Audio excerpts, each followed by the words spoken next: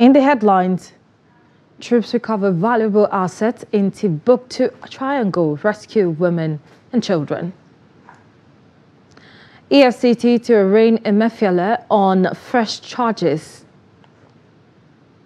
FAN reopens Lagos airport runway after Dana Air incident. And away from Nigeria, 2 feared dead in Alaska cargo plane crash. Hello and welcome to the news update on Trust Television. My name is Martia Umar. Thank you for joining.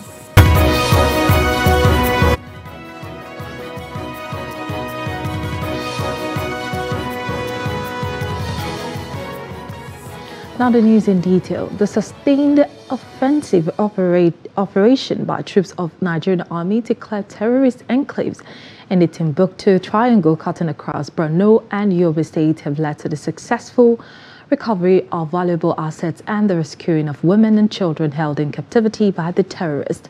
The terrorists, who have abandoned their enclaves and fled following fierce air-com artillery bombardment and ground battle, left behind Mawag armored personnel carrier, a canter truck and a tractor. Additionally, 44 civilians, including women and children who had been held captive in the area, were rescued by the courageous troops. The rescued women and children were provided with immediate relief, including new clothing, to give them a sense of comfort and dignity as they begin their journey to freedom. And the Economic and Financial Crimes Commission has filed a fresh charge at the High Court of the Federal Capital Territory against the embattled former governor of the Central Bank of Nigeria, Godwin Emefiele. EFCC, the charge accused Emefiele of approving the printing of 684 and 590 million naira at the rate of 18.96 billion naira. And according to the charge, EFCC alleged that Emefiele broke the law with intent to harm the public during his implementation of the Naira swap policy of the administration of former President Muhammadu Buhari. The anti-graft agency also accused Emefiele of unlawfully approving the withdrawal of 124.8 billion naira from the Consolidated Revenue Fund of the Federation. Still on issues on the anti-graft, the chairman of the Economic and Financial Crimes Commission, EFCC, Ola Olukoyede, has sworn to follow the prosecution of former Kogi State Governor Yahya Bello to logical conclusion. In a chat with journalists at the EFCC headquarters in Jabi area of Abuja on Tuesday, the anti-graft chairman vowed to resign as EFCC chairman if Bello is not prosecuted. He also vowed that all those who obstructed the arrest of former governor will be brought to book. Olukoyede said that the embattled former governor of Kogi State, Yahya Bello, among other things, withdrew $720,000 from the government's account to a Bureau de Change operator to pay for his child's school fees in advance. The EFCC is seeking to arraign Bello on 19 counts, bordering on alleged money laundering, breach of trust and misappropriation of funds to the tune of 80.2 billion naira. Sir, there are issues. I've seen this case file. Can you just come? Let us clarify these issues. I'm under camera. He said, sir, I thank you, my brother. I know, but I can't come. There's one lady, I don't know what her name is, maybe a senator, that she learned she had set, she has surrounded the EFCC with over 100 journalists, to come and embarrass him and intimidate him and all kind of stuff. I said, okay, if that is your fear, I'm going to pass you through my own gate, special man's gate. You will come to my floor. We will accord you that respect. I will invite my operatives. They will come and interrogate you or interview in my own office. What could be more honorable than that? In my own office. To allay the fear. Thank you, sir. I appreciate that. You know what he said? But can't they come to my village?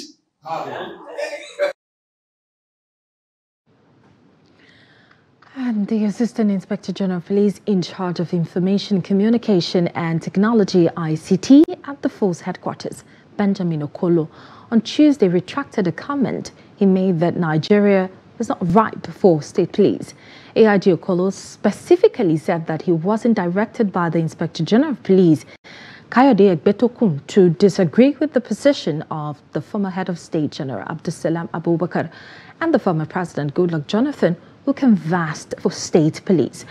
The senior police officer had stated that Nigeria was not mature for state police at a national dialogue on state police organized by the House of Representatives in Abuja on Monday. He had also proposed that Nigeria Security and Civil Defense Corps, NSCDC, and the Federal Road Safety Corps, FRSC, should be merged to become a department in the police. But retracting the comment at a press briefing at Force Headquarters Abuja on Tuesday, Okolo said he only made the comment in his personal capacity to stimulate the discourse, not the official position of the IGP and the police force. Recall that yesterday, 22nd April 2024, I represented the force at the Conference on National Security and State Police at the Continental Hotel, where I made expression of some opinion inadvertently attributed to the Inspector General of Police. Those expressions are my personal opinion to stimulate discussion. They do not represent the position of the IG nor the force leadership. Thank you for your understanding. Now, the National Assembly says it is committed to partnering with relevant stakeholders in facilitating the shift towards increased state government participation in the electricity market as envisioned by law. This was the stance of various stakeholders at the opening of a two-day National Assembly Power Sector Stakeholders Interactive Dialogue on Tuesday. The report. Despite the various intervention programs instituted by the federal government over the past years, power generation and supply have not witnessed any significant improvement. This has affected consumers in the country, leaving them at the mercy of alternative sources of power.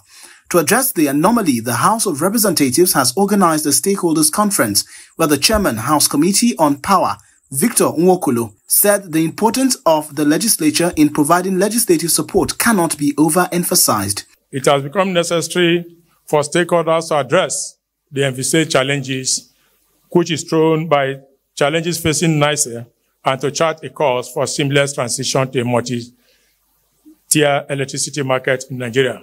The Minister of Power, Adebayo Adelabu, who blamed operators for the epileptic power supply in the country, is however optimistic that the migration to multi-tier electricity market will go a long way to expedite national development.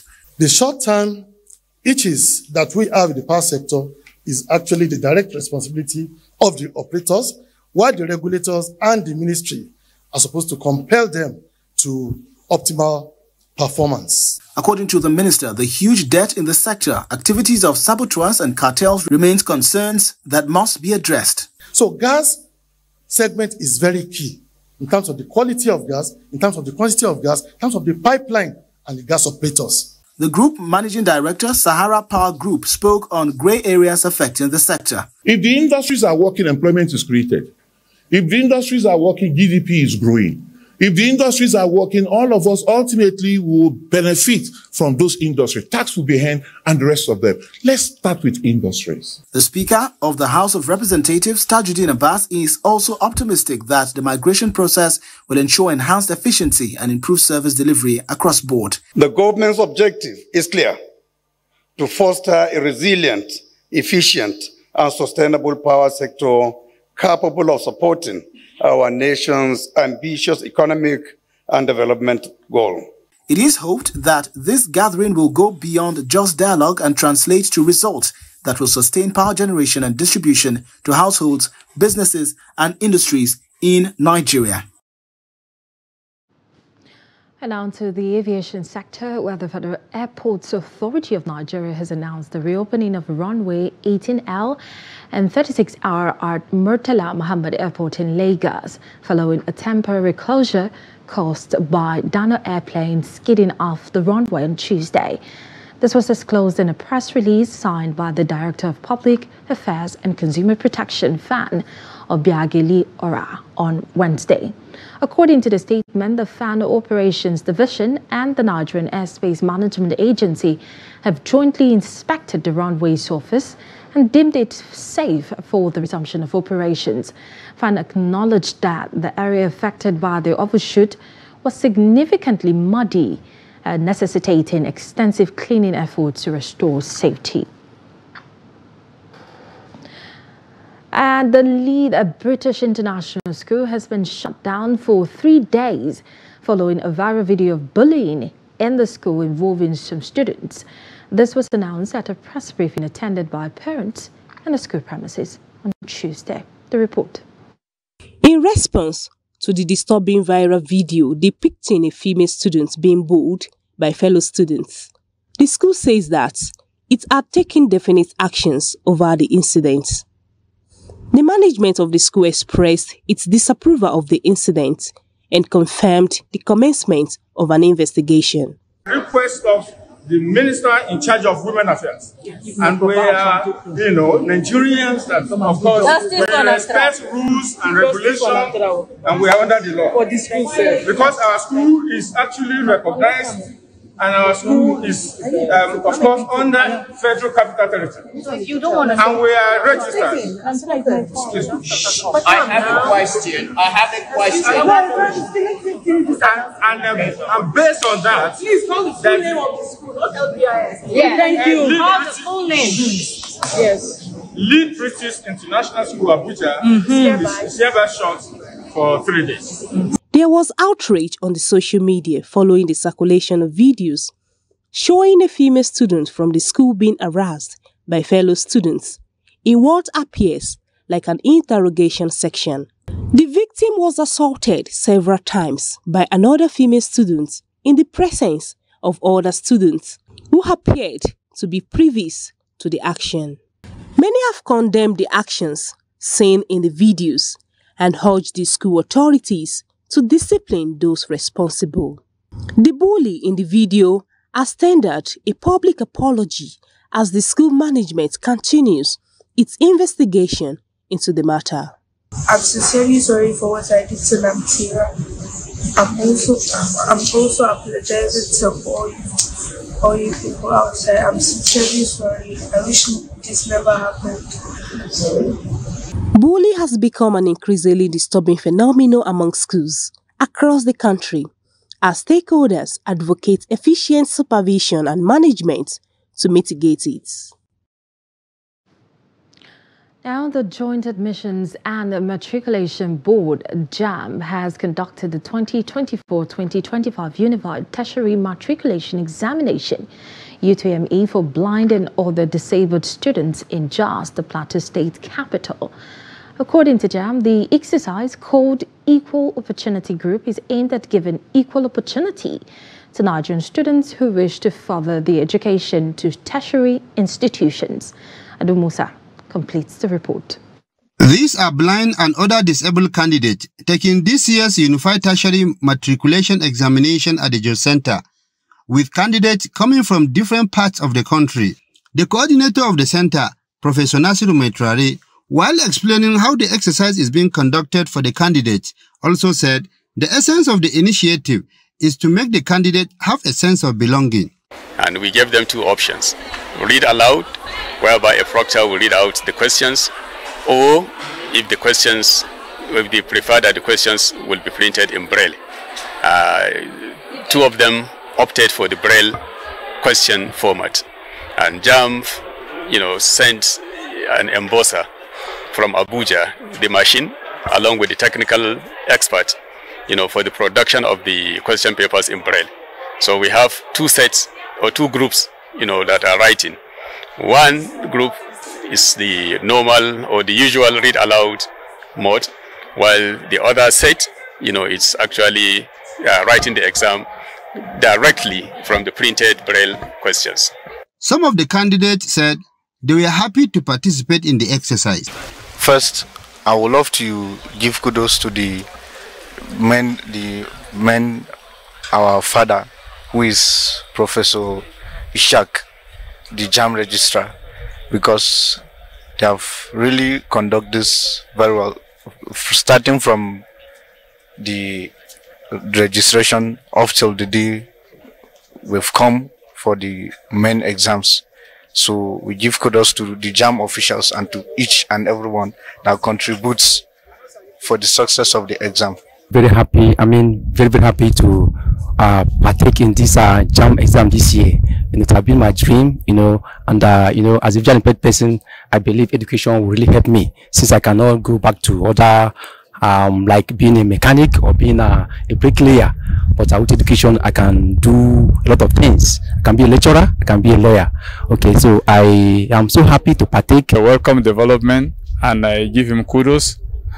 And also the measures he has put in place so that the exam will be seamless for persons with disabilities. Like we have options for us to either read through Braille or for the questions to be read to us aloud. So I appreciate JAM for that effort, and we really commend Professor for his vision concerning persons with disabilities. The exercise is specially organized for candidates with special needs, such as blind, individuals with Down syndrome, albinos, among others. Ado Musa, Trust TV News, Jos. You're still watching the news updates on Trust Television. After the break, we'll take a look at a recreational hiking activity for health and wellness. Hope to have you join us again. This is Trust TV, documenting the Nigerian story. Welcome back. If you're just joining, this is the news update on Trust Television. Let's take a look at our top headlines again. We told you earlier that troops recover valuable assets in Timbuktu Triangle, rescue women and children. And the EFCC arraigned Emefiele on fresh charges.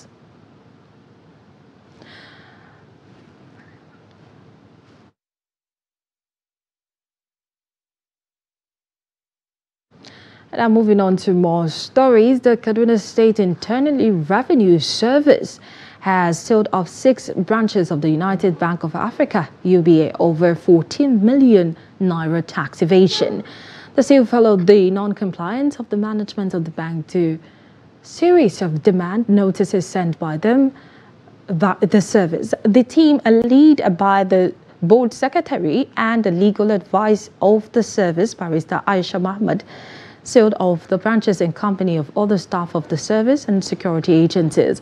She said Kadir's is in exercise of its power vested in it by Section 104 of the Personal Income Tax Act is authorized by the court to collect and recover the sum of 14,367,322 being arrears of tax due from 2019 to 2021 from the above name, and whose place of business is in Kaduna. And she said a distress cost of 250,000 naira is also owed by the bank. Now, experts in hiking are calling for greater recognition of the sport by the Nigerian government as well as the sports industry as a whole. The call comes on the heels of an excursion by some hikers in Abuja, the nation's capital. Amarachi Doris has more to this. Hiking has deep historical roots originating from ancestral traditions of traversing diverse terrains for hunting, trade, and religious purposes. Over time, these paths have evolved into recreational hiking locations driven by a growing interest in health and wellness. In Abuja, hikers recently embraced the city's abundant natural trail with over 50 hiking routes available. A diverse group of hikers, including both men and women of various ages and profession, take advantage of the available hiking routes in the FCT to embark on a 2-hour trek through scenic landscapes. Veteran hiker Biliamino Abdusalam shared insights during the journey, discussing motivations, challenges, and the unique advantages and disadvantages of hiking in Abuja. For me, it's a usual thing I do every Saturday. I'll speak about the good side. When you hike, it's a form of fitness, and there's these endorphins you release when you hike that just rejuvenates your body. You might get home tired, but the next day you recuperate. Next week, you'll be longing to come back to the trail. Ill side of hiking is when you give adults instruction. This is the trail. This is where you follow. This is how you go about it. This is the trail lead you listen to, and this is the sweeper. When you don't listen to such instruction and you're a novice, you might just find yourself wanting. Anything can happen. It might be a short fall. You won't feel it, but when you get home, you start treatment and it becomes something big. First-time hiker Sandra Williams and seasoned participants highlighted the physical, mental, and social benefits of hiking, emphasizing its positive impacts on overall well-being. The experience is amazing. It's awesome. Prior to this time, I play volleyball, so it wasn't really too much of a big deal for me. I thought it was going to be way harder than this. But it was fun. I love the way my body feels right now. Hiking is more than just an exercise. It's a holistic experience that promotes physical fitness, mental clarity, emotional well-being, and social connection. You should try it one day. Now, 2 people were feared dead after a rare cargo plane crashed in the far north of the United States on Tuesday.